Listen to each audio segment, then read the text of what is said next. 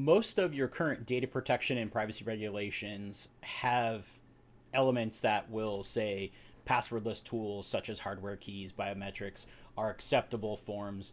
You may have some regulations where they haven't caught up to that yet. Now they may still allow for those to be used and be compliant. It really just depends on the language that's used. A lot of compliance documentation still talks about using multi-factor authentication, where you're having a password or a PIN code plus another element. The passwordless solution may not meet that still because you still need that second or multiple factors of authentication. Some of the threats that are related to passwordless systems are actually old threats. For an example, we talked about the magic links or the one-time passcodes that a service may send to your email. If you get a phishing email and you go to a website that's malicious in nature, that attacker could then send your email along to the legitimate service, and then you get the email from the legitimate service, and then when you go to type in the PIN code that it provides, you're actually typing it into the attacker's page and sending it on.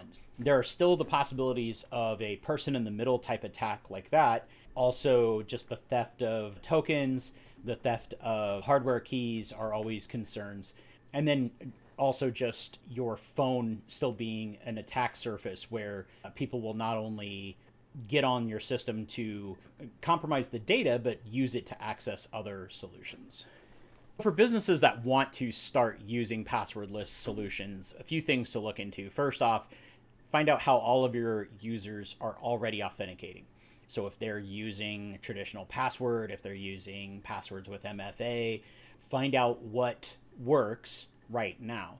Also, as you roll out a new solution, it's best to roll that out to just a small subset of your users. Perhaps one from every business department, perhaps people from different demographics or even age, since now you're changing the way people log in. You want to understand if there are any cultural or just generational differences in how they use those, how they maintain those keys.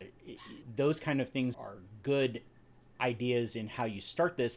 And then also just understand that not all of your services, not all of your solutions that you have will play nicely with passwordless technology right now. So you may find yourself still needing passwords in some areas, but then that case may change in 3 months.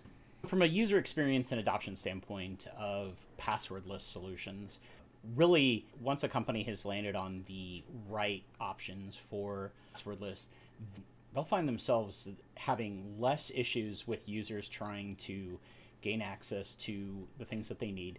They'll have overall better experience because, again, nobody likes to type in passwords. That's why passwordless technology has come about.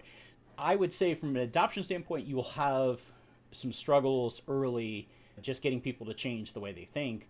But once I see the overall benefit of, wait, I don't ever have to type something all the way that long in again, sign me up. Many of the regulations that are out there today and that are being worked on as we speak are going to affect businesses directly for their own uses or even to the customers that they serve. As an example, if a new regulation comes about that precludes your business from now functioning, you can't operate. You can't serve your clients. You can't gain new clients.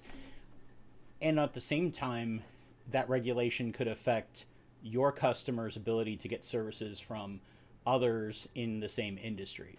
Some of the recent cybersecurity regulations have impacted small and medium businesses and enterprises through just requiring a new level of security spend, whether that's getting tools to quote unquote check those boxes or to hire on staff, hire on consultants. Also just the potential delays in getting work done as you're implementing these things or implementing new processes that affect your workflows.